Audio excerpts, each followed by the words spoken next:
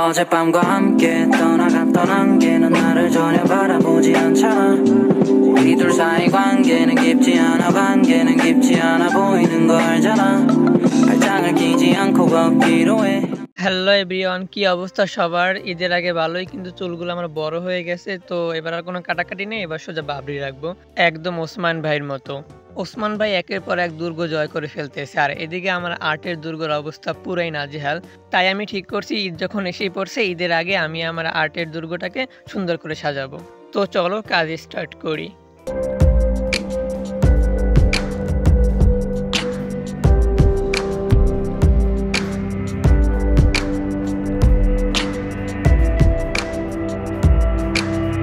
আগের ভিডিওতে দেখছো যে আমার আর্টের সেটআপটা এইভাবে করেছিলাম, কিন্তু এখন ভাবলাম যে আমার আর্টের সেটআপটাকে ঘুরাবো আর নতুন নতুন অনেক কিছু অ্যাড করব। তো সব কিছু উঠাতে গিয়ে পুরো দেওয়ালের অবস্থা 12টা হয়ে গেছে, আর টেবিলের অবস্থা তো বলতে গেলে একেবারে বস্তিখানা হয়ে গেছে। জিনিসপত্র সব এদিকে সেদিকে যত্রতত্রভাবে পড়ে আছে। আর্ট অ্যান্ড ক্রাফট যারা করে তাদের জিনিসপত্র অভাব নেই। তেনা খাতা শুরু থেকে ধর বুঝি না, তোতলাইতেছি জ্ঞান, তেনা খাতা থেকে শুরু করে সব কিছুই আছে। তো এখন আমি আবার এখানে যে এত তোতলাইলে হবে। এখন আবার আমি এখানে যেখানে আর কি ছিঁড়ে গেছে আর কি, দেওয়ালের অবস্থা 12টা হয়ে গেছে। আমি তো এমনি অনেক গরিব, তো আমার দেওয়ালে কিন্তু ভালোভাবে রং করাও না, এই জন্য আমি কাগজ লাগিয়ে রং দিতেছি, মানে সস্তায় রং করতেছি, সস্তায় পেন্টিং করতেছি। যাই হোক, ক্রাফটিং যখন করি মাথায় আইডিয়ার অভাব নেই। তো এখন আমি এই কাগজগুলোকে ভালোভাবে লাগিয়ে দিতেছি, মানে যেখানে যেখানে ছিঁড়ে গেছে ফেটে গেছে ওইখানে আমি আবার প্লাস্টার করে দিতেছি। আমার এই ক্রাফটিংয়ের কাজে যদি আমার সহযোগী হিসেবে হাসু আপাকে পেতাম, তাহলে আমার আইডিয়ার আর কোনো কমতিই হতো না। তো এখনো হলে এই অবস্থায় আছে বর্তমানে আর কি, তালিমালি দেওয়ার পরে এই অবস্থায় আছে। আর ওইটা যে দেখছো ঝুলতেছে, ওটা আমি আগের ভিডিওতে বানাইছিলাম, তো ওটা আবার কষ্ট করে খুলবো তাই আর খুলি নাই। তো এই যে র্যাকটা কিন্তু অনেক আর্টিস্টের কাছেই আছে, অনেকের ভিডিওর ভিতরেই দেখা যায়। তো এটা আমি দারাজ থেকে কিনেছিলাম, সর্বপ্রথম দারাজ থেকে যে মার্কেট করেছিলাম তখন আমি এটা কিনেছিলাম। আর এখানে কিছু অ্যাক্রিলিক রং আছে। তো আমার সর্বপ্রথম অ্যাক্রিলিক রং এগুলো না, ওই যে সেগুলো ফেব্রিকের অ্যাক্রিলিক ছিল। তো এটা হলো আর কি ফার্স্ট ক্যানভাসের অ্যাক্রিলিক কেনা। তো এগুলো দিয়ে আমি একটু শো আপ করতেছি তোমাদের সাথে, একটু ভাব নিতে। আমি জানি তুমি এখন আমার এই কথাটা শুনে মুসকি হাসতেছো আর ভিডিও দেখতেছো। হাসলে কাজ হবে না, আমি ভাব নিতেছি না, আমার আছে তাই দেখাইতেছি।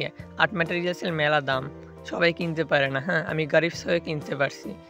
তো এগুলো হলো আমার পুরস্কার। তো পুরস্কারগুলো একটু দেখাই, একটু ভাবস নিতেছি, কারণ সবাই এত ভালো পুরস্কার পায় না।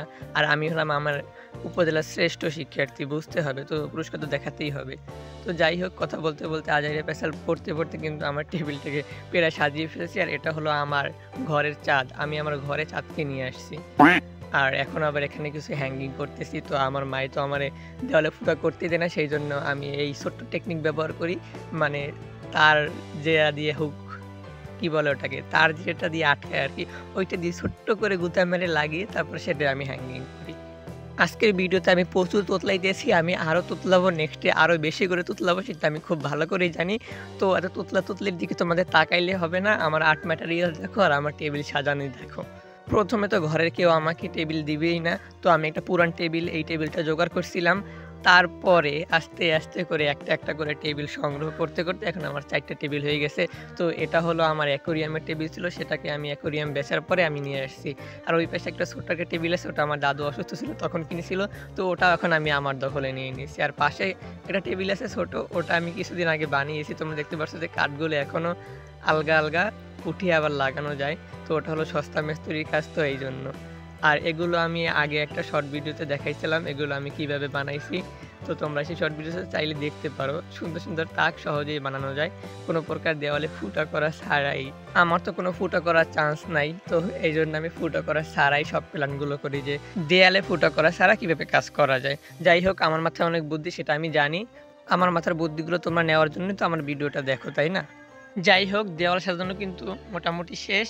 এই ব্যাগটার ভিতরে আবার কিছু টুকটাক জিনিস যেগুলো সাজিয়ে রাখা যায় না, সেগুলো এটার মধ্যে ভরে রাখছি। আর এটা হলো হাসু আপার একমাত্র স্মৃতিচিহ্ন, যেটা হাসু আপা যাওয়ার আগে আমাদেরকে গিফট করে গিয়েছিল, তার এক পিস গিফট আমিও পেয়েছিলাম। এই জন্য হাসু আপাকে আমার মনে পড়ে, মনও পড়ে। আর টেবিলের নিচে যেগুলো দেখতেছো এগুলো সব হাবিজাবি জিনিস যেগুলো সাজিয়ে রাখা যায় না, সেগুলো আমি এখানে ভরে রাখছি। তো মোটামুটি কিন্তু সাজানো শেষ। আজকের ভিডিও কিন্তু এই পর্যন্তই, দেখা হবে নতুন ভিডিওতে। আর এটাই রমজানের শেষ ভিডিও। ভিডিও ভালো লাগলে একটা লাইক করে দিবে, আর ভিডিও ভালো না লাগলে লাইকের সাথে একটা সাবস্ক্রাইব আর একটা ফলো করে রাখবে। আল্লাহ হাফেজ।